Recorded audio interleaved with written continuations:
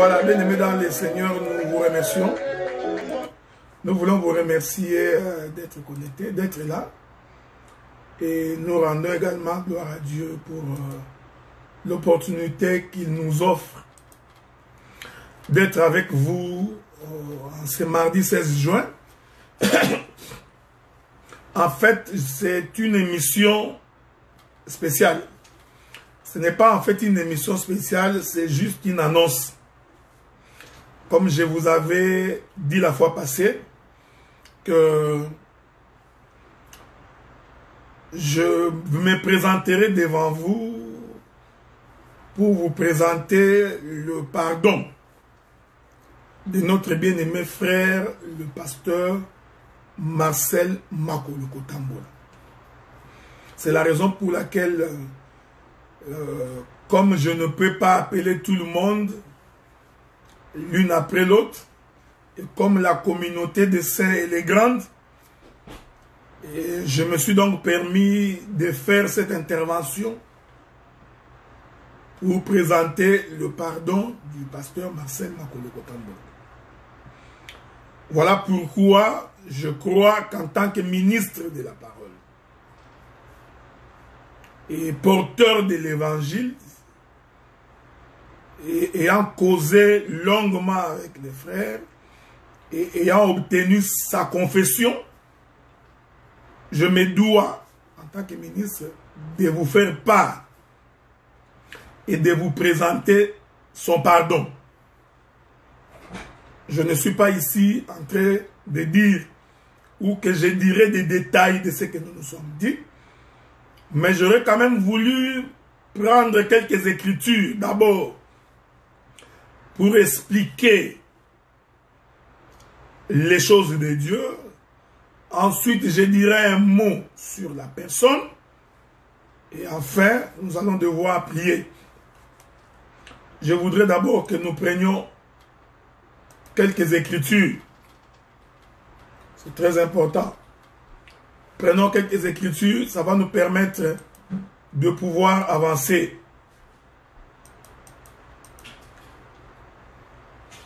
Je prends d'abord l'écriture qui est connue de tout le monde. D'abord, je vais commencer par là. Matthieu chapitre 6, verset 12. J'ai lu. La Bible dit, pardonne-nous nos offenses, comme nous aussi, nous pardonnons à ceux qui nous ont offensés. Je répète l'écriture, Matthieu chapitre 6, verset 12. La Bible dit, pardonne-nous nos offenses, comme nous aussi, nous pardonnons à ceux qui nous ont offensés.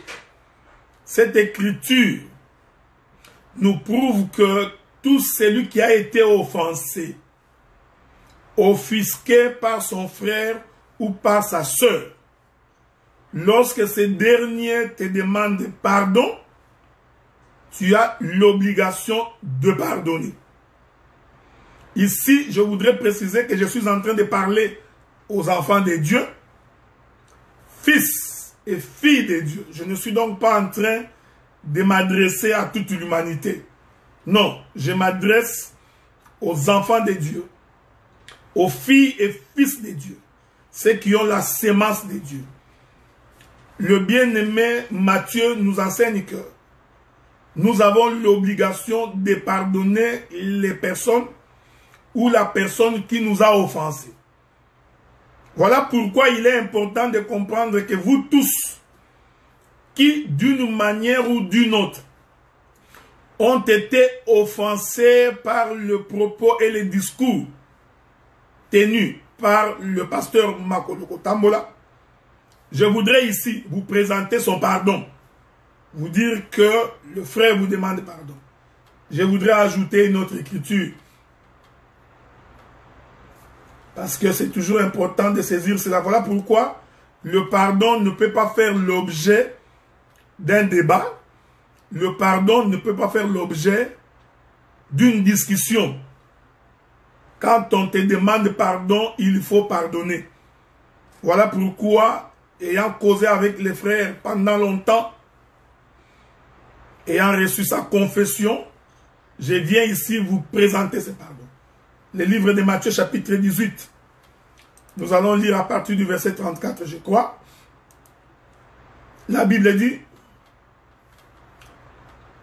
et son maître irrité le livra au bourreau jusqu'à ce qu'il lui ait payé tout ce qu'il devait. C'est ainsi que mon Père Céleste vous traitera si chacun de vous ne pardonne pas à son frère de tout son cœur. Voyez-vous, frères, la Bible nous demande de pardonner nos frères de tout notre cœur. Pourquoi? Parce que lorsqu'un bien-aimé reconnaît son erreur, lorsqu'il reconnaît qu'il a offensé, qu'il a offusqué, qu'il a tenu des propos qui a touché la sensibilité des uns comme des autres, ayant compris cela, lorsqu'il vous demande pardon, vous avez l'obligation de le pardonner. Et je crois également en tant que ministre de la parole et serviteur de Dieu, faisant aussi la promesse de s'arranger pour que dans l'avenir, que vous ne soyez pas offensés et offusqués par le propos qu'il aurait à tenir. Voilà pourquoi, très humblement, bien-aimé dans le Seigneur, je crois à mon humble avis que la communauté des saints et avec tous les ministres de la parole, des assemblées des saints, des assemblées des élus, des églises de Dieu, ont donc l'obligation, de par la parole, de pardonner à un frère. Ici, il faudrait éviter la haine au milieu de nous. C'est très important parce que ce qui est mauvais, c'est la haine qu'on peut développer vis-à-vis de son frère. Vous savez, aujourd'hui, beaucoup de gens voulant se cacher derrière la doctrine, beaucoup de gens voulant se cacher derrière les traditions, commencent à haïr des frères prétextant que c'est au nom de la doctrine. Non, non. La doctrine nous enseigne que si quelqu'un a péché contre toi et qu'il demande pardon, tu as l'obligation de le pardonner. Et le Seigneur nous dit qu'il ne peut pas mettre dehors celui qui vient vers lui. Comme vous savez, ça fait pratiquement 10 ans que nous avions décidé que le frère soit exclu dans le sacerdoce. Quand je dis nous, c'est-à-dire de par les déclarations qui nous ont offensés, pendant 10 ans, le frère n'était pas au milieu de nous. Et maintenant que le frère vous demande pardon, ici je parle bien du pasteur Marcel Makoloko Tambola. Ici, frère, je ne suis pas ici de vouloir parler des différentes sensibilités politiques. Ce n'est pas ce qui m'intéresse. En tant que ministre, je ne suis pas politicien. Vous comprenez? Je ne suis ni du pouvoir, ni de l'opposition. Mais en tant qu'enfant de Dieu, c'est à ce titre que nous intervenons. Parce que j'ai eu personnellement le privilège et la grâce de suivre ces dossiers. Jusqu'à ce que nous sommes arrivés où nous en sommes arrivés, que je crois, vous avez l'obligation, vous, de les pardonner et d'avoir pitié de lui, de lui accorder son pardon. Et je voudrais ici relever un fait, c'est que nul n'est besoin de rappeler les souvenirs. Parce que l'Écriture dit, c'est lui qui rappelle le souvenir, excite les querelles. Vous comprenez? Donc, c'est très dangereux que de vouloir rappeler. Je vous avais dit lorsque j'étais en train d'expliquer le pardon, celui qui pardonne ne rappelle pas. Il ne dit pas, tu te souviens, en 2017, tu m'avais insulté. N'est-ce pas toi qui avais frappé ma mère? N'est-ce pas toi qui m'as escroqué l'argent? Donc, celui qui rappelle le souvenir, il excite les querelles. Voyez-vous? Donc, quand on pardonne, on oublie. Et en pardonnant, nous accomplissons l'écriture. Nous ne pardonnons pas parce que... Et puis, je voudrais vous faire remarquer que celui qui demande pardon, je vous avais toujours dit ça, celui-là, il a la grandeur d'esprit. Celui qui demande pardon, c'est celui-là qui a la sémence de Dieu. Souvenez-vous de la parabole de cet enfant qui avait quitté la maison de son père et étant parti dilapider ses biens. Lorsqu'il s'est souvenu, il est donc rentré dans la maison de son père et le père a organisé un festin pour le retour de son enfant. Nous avons beaucoup plus d'intérêt à gagner. C'est pour nous bénéfique que le frère Marcel Makoloko Tambola rentre au milieu de nous. Je vous dirai pourquoi plus tard. Et nous pensons également que le ciel aura à gagner que le frère soit au milieu de nous. C'est pourquoi je me permets de vous dire tout simplement que au regard de tous les propos tenus par les bien-aimés qui vous auraient offensé et offusqué, je vous prie de pouvoir le pardonner. Ok? De pouvoir lui accorder sa clémence. Ici, nous parlons de différentes déclarations à caractère politique qui ont été tenues par les frères et dont plusieurs ont été offensés. Je n'entre pas dans les détails parce que nul n'est besoin pour nous de retourner sur ce point-là. C'est pourquoi je vous exhorte, je vous dis de faire un effort avec le Saint-Esprit pour pardonner. Et quand on pardonne, on oublie.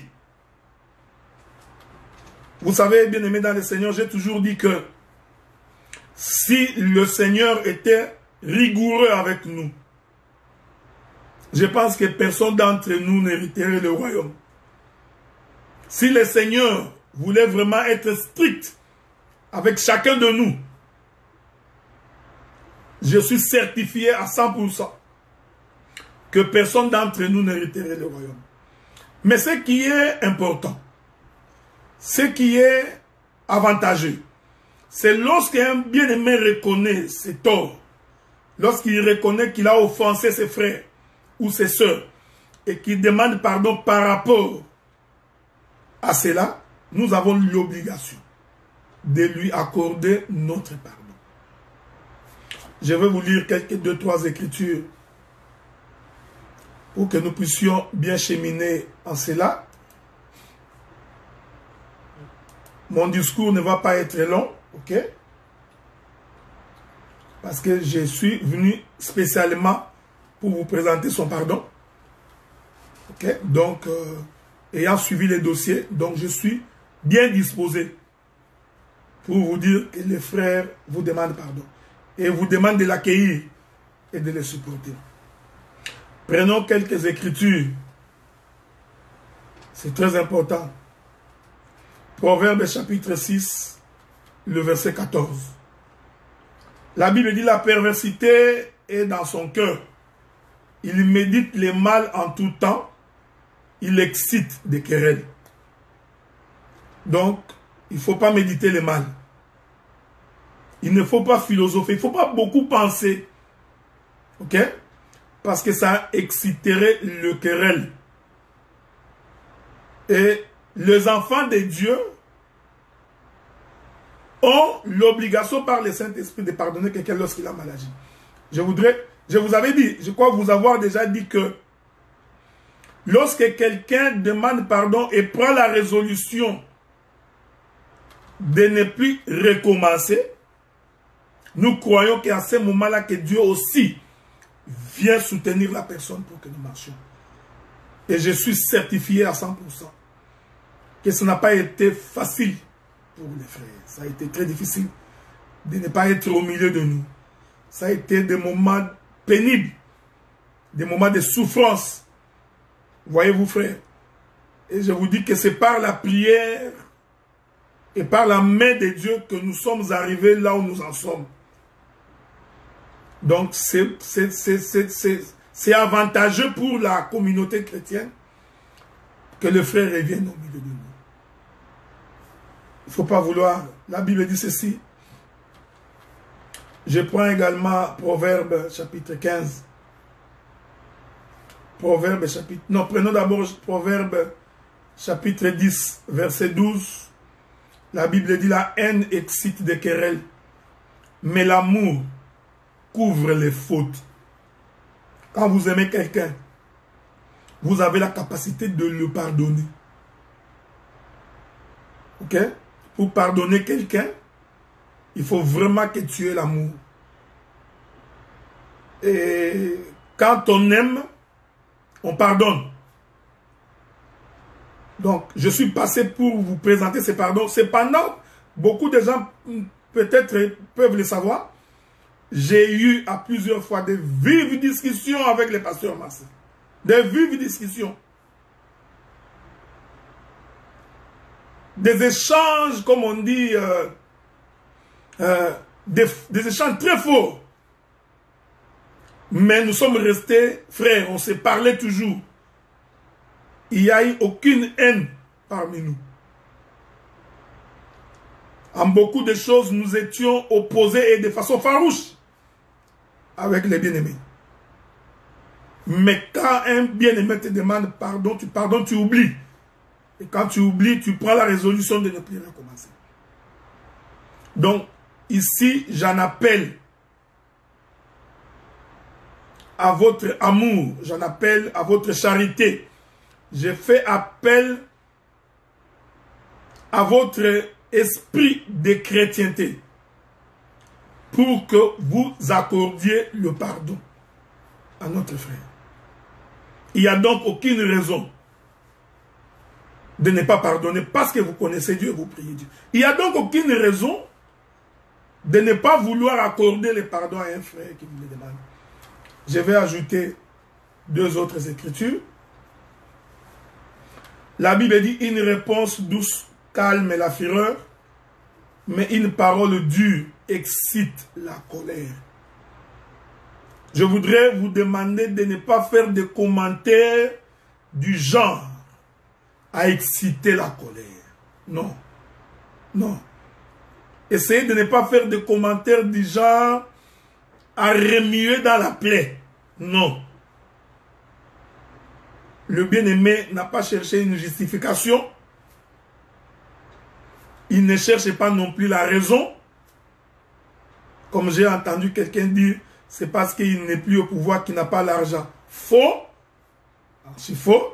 En tout cas, il travaille, il est bien casé, il ne manque pas d'argent. Donc, ce n'est pas à cause de cela qu'il demande pardon. C'est pourquoi, moi, en tant que ministre de la parole, ayant reçu la confession du frère, je suis à même de vous dire que le frère vous demande de le pardonner. Ainsi, j'en appelle à tous les ministres de l'évangile, à tous les prédicateurs des assemblées des saints, que vous soyez dans la province de l'Équateur, de la province orientale, à l'est, au sud, dans le Katanga, dans le Bas-Congo, à Kinshasa, au Bandung, le Grand Kassai, toute la communauté des assemblées des saints. Vous avez l'obligation de recevoir votre frère et de le pardonner. S'il passerait par vous, s'il passe par vous un jour, vous avez l'obligation de le recevoir au milieu de vous comme un frère. Parce que déjà, si Dieu prête vie et qu'un jour qu'il débarque ici, c'est-à-dire au Canada, nous, l'Assemblée de Gatineau et l'Assemblée de Montréal, nous lui ouvrirons les portes parce que c'est un frère qui nous a demandé pardon. Maintenant, je vais ajouter une dernière écriture et ensuite je ferai un petit témoignage sur la personne. C'est comme je disais, je ne suis pas en train de faire une prédication. Je suis venu vous présenter un cas d'un frère, d'un homme de Dieu, d'un pasteur qui sollicite votre pardon. La Bible dit ceci. Je veux que vous méditiez sur cette écriture-là. Proverbe chapitre 16, le verset 28. La Bible dit que l'homme pervers excite des querelles et les rapporteurs divise les amis. Voyez, frère, j'ai fait cette vidéo en public. Je ne suis pas allé à gauche ni à droite. Je l'ai fait en public, vous regardant dans les yeux. Et j'assume ce que j'ai dit. Mais le Salomon nous dit, l'homme pervers excite des querelles. Un homme pervers, c'est toujours un homme qui remplit de malignité. Un malin, rusé. Ok? Donc, tout celui qui viendra raconter à gauche et à droite, c'est pas parce qu'il voudrait créer des discussions. Nous ne sommes pas ici pour créer des querelles. Et la Bible dit que les rapporteurs divisent des amis. Si quelqu'un vient auprès de toi pour dire, tu vois, il a dit. Il a dit. Tu sais, j'étais avec les frères, il a raconté. En fait, il cherche tout simplement à diviser. S'il y a des hommes de Dieu qui veulent avoir la précision de ce que nous disons, contactez le pasteur Makolo Tambola. Et c'est moi qui vous l'autorise. Et il vous dira que j'ai causé avec lui et ce que j'ai dit est vrai. Maintenant, je voudrais, pour finir, faire un petit témoignage sur le pasteur Marcel Kotambola. Je vois que les gens qui l'ont connu à l'est de la République démocratique du Congo, ils savent que celui-là, c'est un combattant. Je suis même en droit de croire que les dons qu'il a reçus de la part du Seigneur, le diable ne voulait pas voir ces dons exercés. Pasteur Makolo, c'est du genre, un peu comme à l'époque de Dingwe, c'est du genre à Kisangani, quand il passait pour une campagne, les gens sortaient de la maison, abandonnaient les marmites de foufou sur le feu, et sortaient pour aller écouter cet homme. Et c'est véritablement une grâce que d'avoir un prédicateur de cette trempe-là. Parce qu'on n'en a pas beaucoup.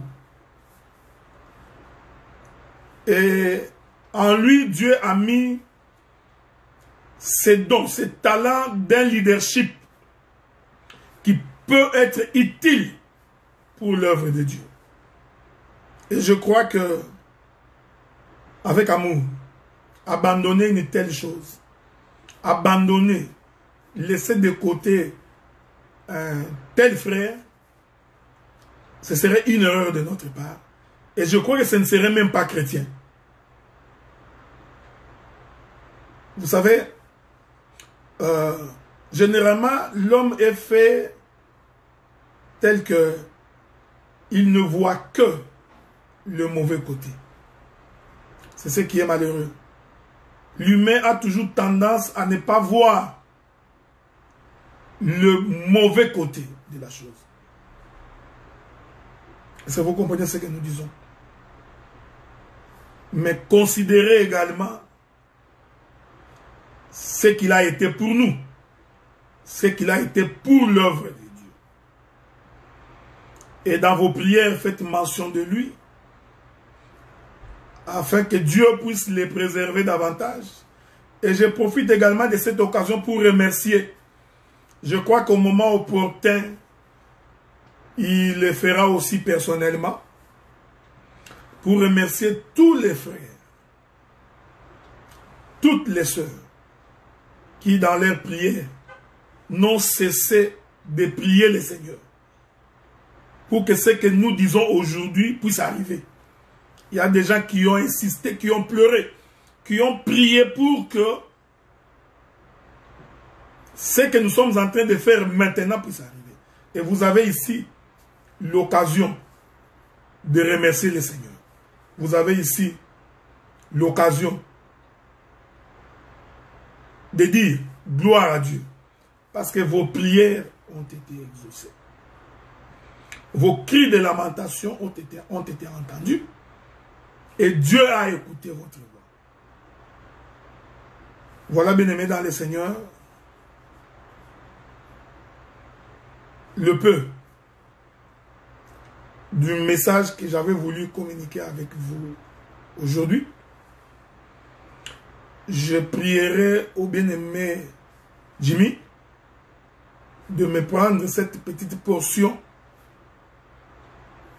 de cette déclaration où je présente les pardons du pasteur Marcel et de me la balancer sur YouTube pour que cela y reste et puisse servir de témoignage pour toute la famille chrétienne.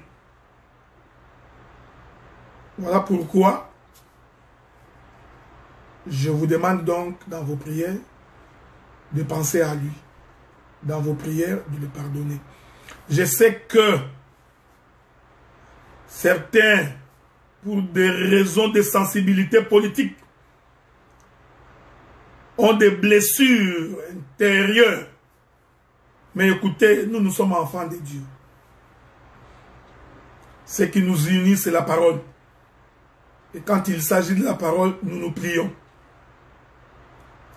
J'ai fait également appel aux ministres de la parole. J'ai fait appel aux serviteurs de Dieu. Des hommes de bonne foi qui ont le Saint-Esprit. Que nous puissions tous œuvrer dans ce sens. Que nous puissions tous marcher dans la même lignée. Que nous puissions tous accorder le pardon au pasteur Marcel notamment. Voilà, bien-aimés dans le Seigneur. Donc, voilà pourquoi, bien-aimés dans le Seigneur, je vous présente son pardon. C'est pour... je comprends, j'ai suivi...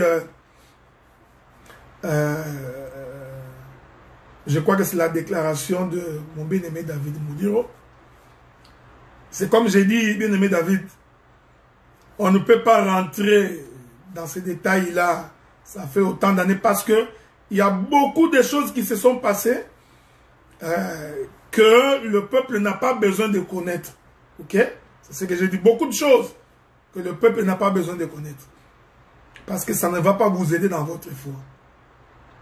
Vous savez, il y a une écriture qui dit que lorsque Israël faisait les déplacements, je vais finir par là, et que l'on constatait dans le camp que quelqu'un avait la lèpre,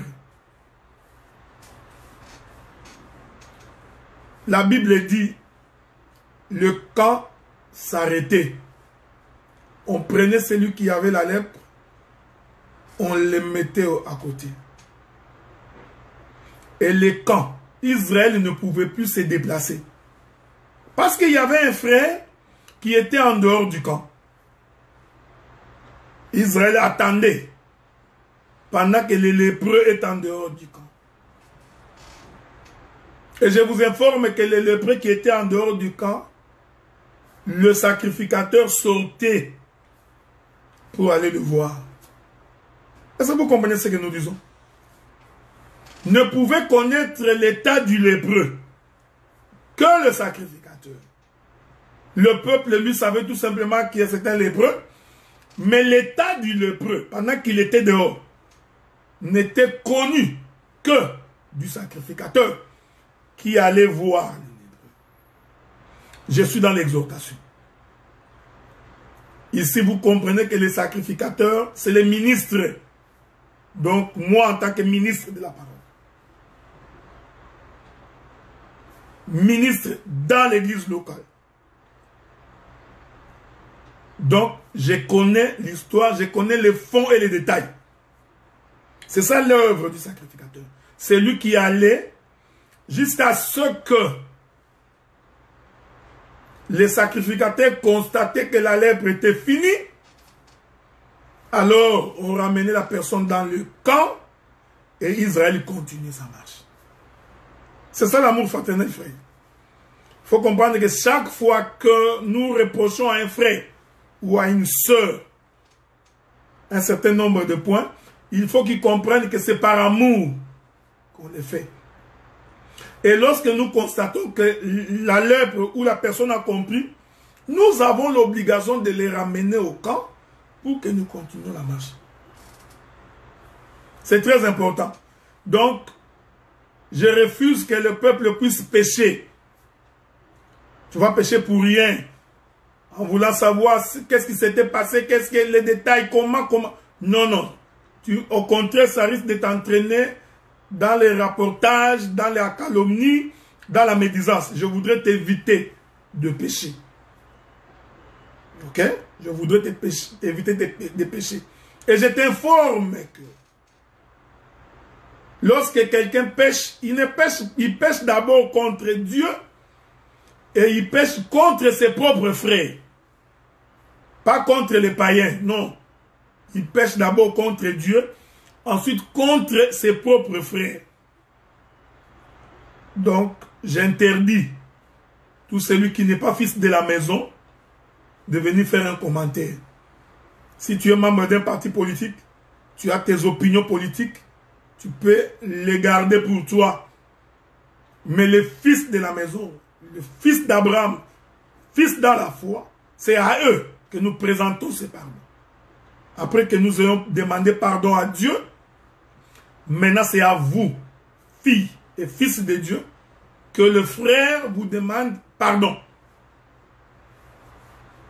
Si vous comprenez? Donc je voudrais vous éviter tous ces détails donc comme j'ai entendu le bien-aimé David qui dit ça fait 10 ans. C'est pas un problème. Israël campait, il attendait jusqu'à ce que. Si vous comprenez? Même si ça prenait 40 ans. Pour nous, tant que le frère est au milieu de nous, rentrons au milieu de nous, nous bénissons le nom du Seigneur. Voilà, bien-aimé dans le Seigneur, ma petite intervention. Il n'y a pas besoin que vous puissiez me haïr. Parce qu'il y a deux fous. Il y a des gens, même quand on fait une bonne chose, la haine toujours. Non, non, non, frère. Nul n'est besoin que vous puissiez me combattre. Ne me combattez pas. Ok? N'allez pas m'insulter. Non. Je suis ministre de la parole et moi, j'ai suivi les dossiers. Vous comprenez? Donc, pendant longtemps, j'ai suivi les dossiers. Pendant que beaucoup avaient négligé, peut-être beaucoup étaient très occupés, n'avaient pas le temps. On comprend. Mais moi, j'ai eu le temps de suivre les dossiers. Voilà pourquoi je peux aujourd'hui dire que le frère est rentré au milieu de ses frères parce que nous lui avons pardonné. Je vous conseillerais également ardemment, si vous voulez lui parler, vous pouvez lui écrire, il vous répondra.